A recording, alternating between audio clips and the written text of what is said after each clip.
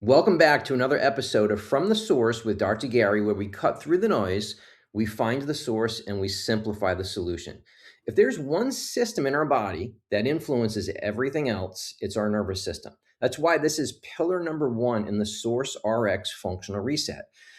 This is the most important part of the body. And if you truly understand the system, you start to understand why so many people today feel exhausted, overwhelmed, inflamed, anxious, disconnected, even when they're trying to be healthy or to do a healthy lifestyle.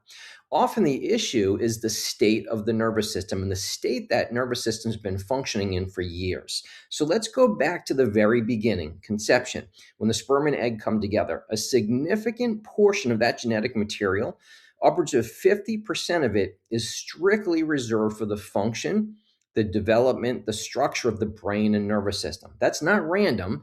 That's by design. And that tells us something important, that the nervous system is a top priority. In fact, it's the very first structure to begin forming in the developing embryo, something called the primitive streak, what will become the brain and spinal cord. Okay, off of that spinal cord grow these little filaments of nerve fibers. They grow outward.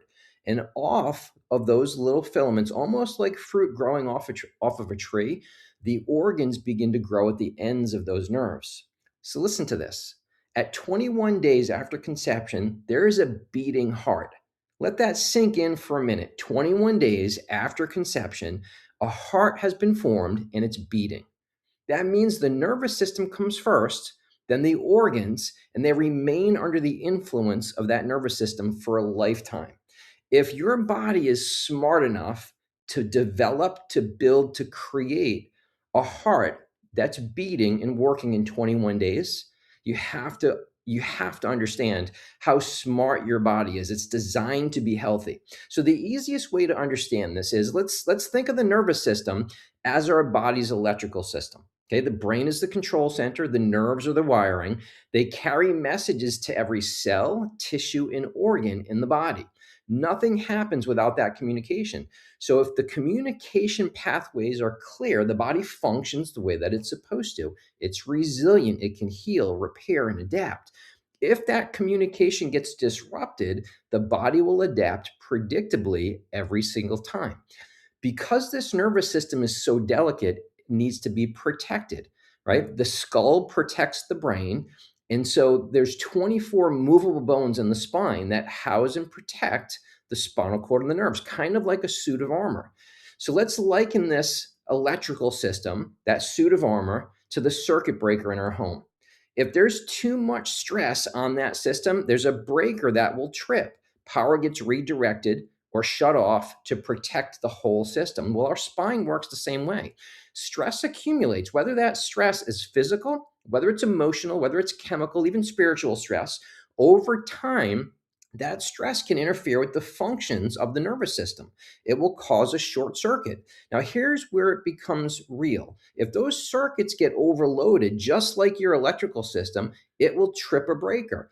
And that breaker in our spine, one of the spinal bones becomes misaligned or subluxated, and it cuts off power to some part of the body or redirects it someplace else.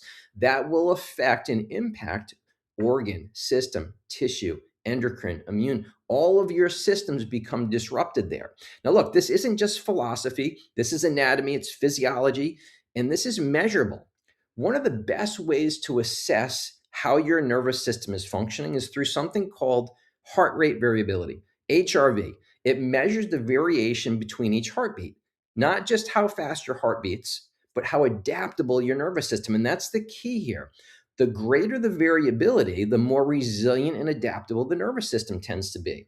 So the lower that number is, that HRV number, the more the body is stuck in a stress mode. Remember, we've got two major portions of this autonomic nervous system. We've got our fight or flight response, and we have our rest and digest response. Okay. One's the gas pedal, one's the brake pedal. So when we're in constant state of stress, the body can stay stuck there. And today, a lot of people are living there because our modern day world is unnaturally stressful. Now, we can monitor this at home as well with devices like an Aura Ring that provides a strong picture over time. Even an Apple Watch can provide general insight into your HRV. Many chiropractic offices go even deeper, using tools like HRV testing infrared thermography and surface EMG to measure and assess the health and the integrity of the nervous system and to monitor that over time. Each of this gives us a different window into how the nervous system is functioning and adapting. So instead of guessing, we test, we measure, we track, we monitor over time. Let's talk about something that most people have never really understood: the concept of a subluxation. A subluxation is not just a bone out of place, right? Think of a subluxation to a chiropractor kind of like a cavity is to your dentist. So that subluxation, well, that causes a disruption in the function of that nervous system. It causes dis-ease or lack of ease and disharmony. So it's a disruption in the way the nervous system's functioning. Chiropractic care is focused on detecting and correcting these subluxations, allowing the body to return to normal function. It's not about cracking bones just to restore communication. It's to improve the tone of the nervous system. Chiropractic is really about the tone of the nervous system, not the bones. The bones just are an avenue of approach for us to influence the nervous system. Here's what's important to understand: a subluxation can be present without any pain at all. Now, we live in a pain driven culture, but the nervous system, the part of the nervous system that controls our perception of pain, is only about 6% of the nervous system. See, we've been conditioned from a very early age to think that if it doesn't hurt, it must be fine, or if I don't have any symptoms, I must be okay.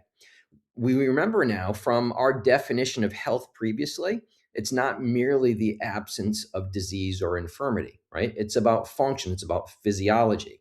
So the nervous system can be disrupted by subluxation. You can have dysfunction without feeling it.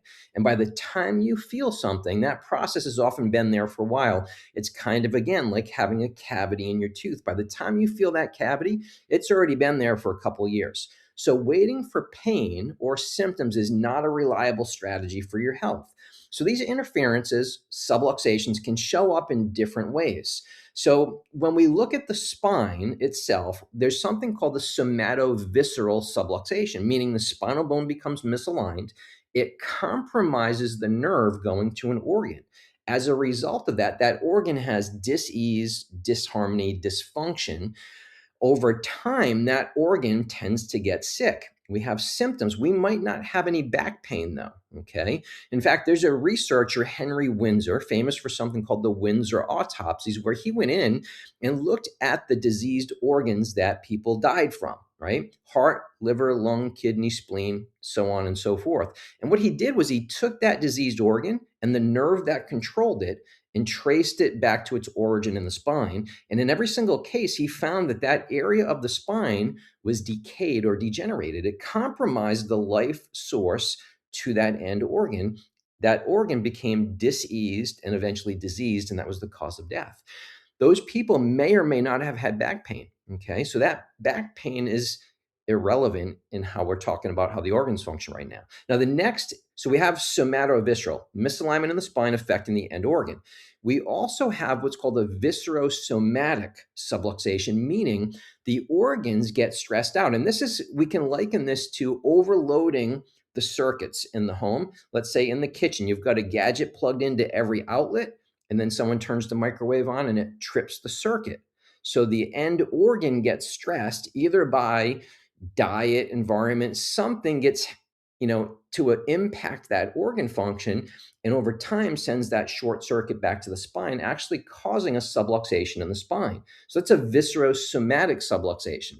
It can go both ways there. Now, there's a third one. This is called the metabolic subluxation. And this is where your general biochemistry is messed up. We see this and it's measured on our lab work. When we look at lab work and we look at the systems of the body, that's a metabolic subluxation.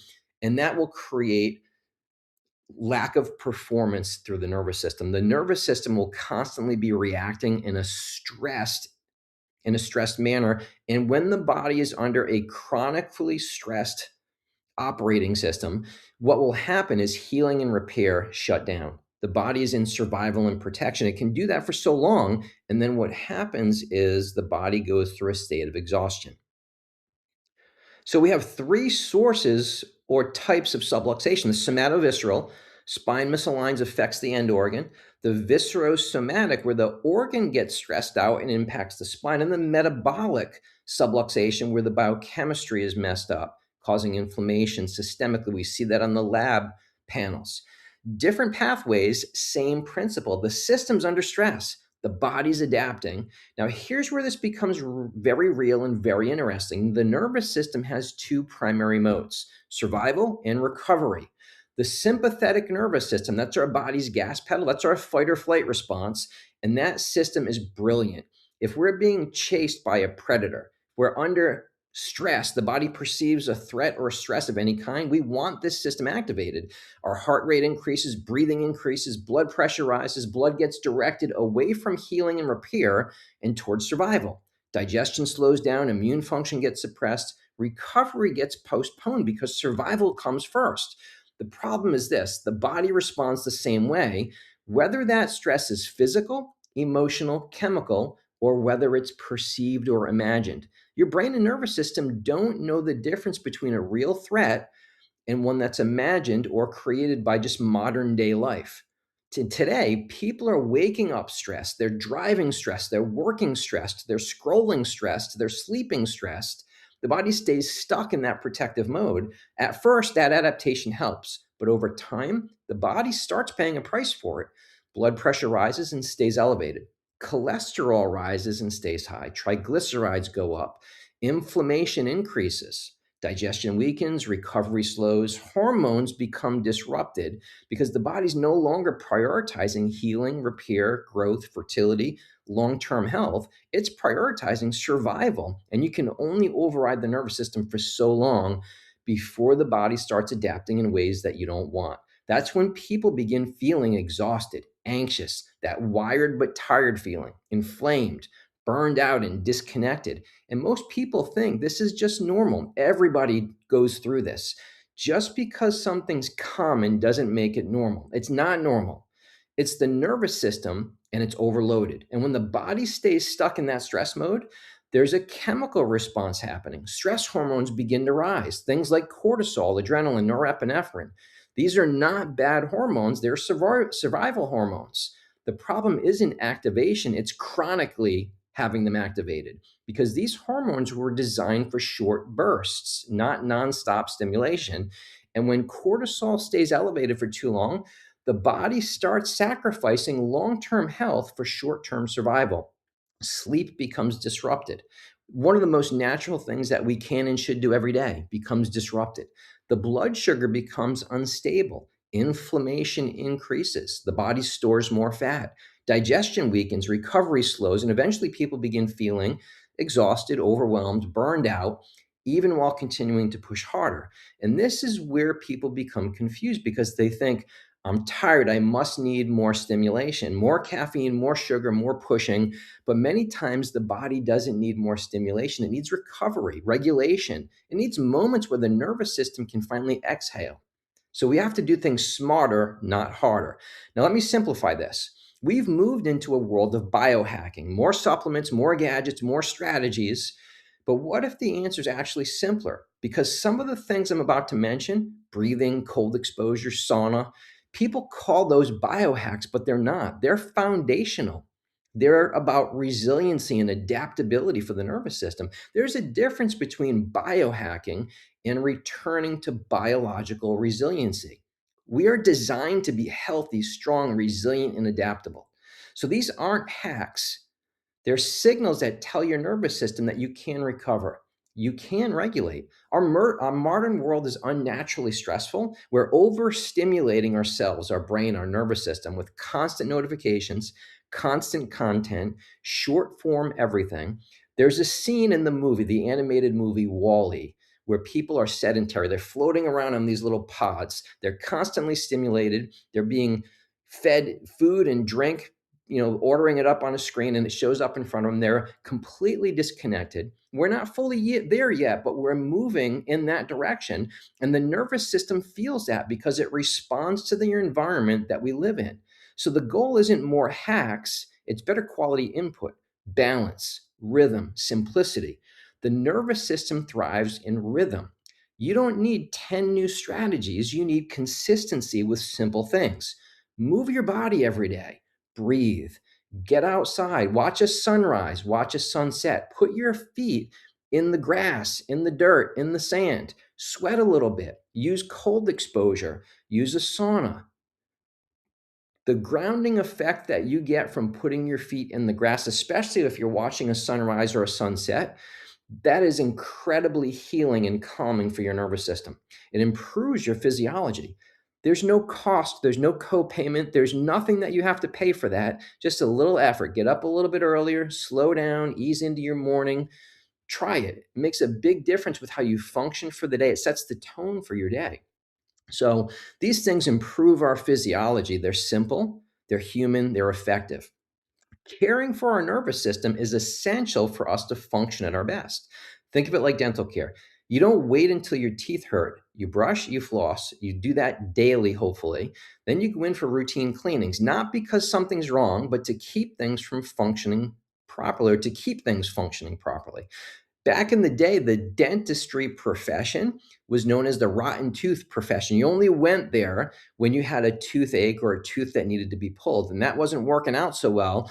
So now they've evolved to teach us how to do self care and then go in for deep cleanings that are preventative in nature so that we can avoid having the teeth pulled or rot. Pretty simple concept that everybody can understand. Well, the nervous system's the same way. Daily movement, breathing, your lifestyle, your sleep and recovery. That's your brushing and flossing. That's your self care. And then chiropractic care to restore communication, to maintain function, to keep the system regulated. Not crisis care, wellness and lifestyle based care. Listen, you don't need more information. You don't need more strategies. You don't need more biohacks. You already have what you need. You just need to apply it consistently. You don't need more. You need better quality input and less interference. In the next episode, we're going to move into the second pillar that, when left unchecked, interferes with our health in major ways, creates chronic low grade inflammation, and the role that food sensitivities play in how we feel and how we function every day. And it's not just the foods that are healthy or unhealthy, it's foods that are healthy for you. And more importantly, what your body can actually absorb from those foods. So that's a wrap on episode 4. Until next time, remember, find the source and simplify the solution.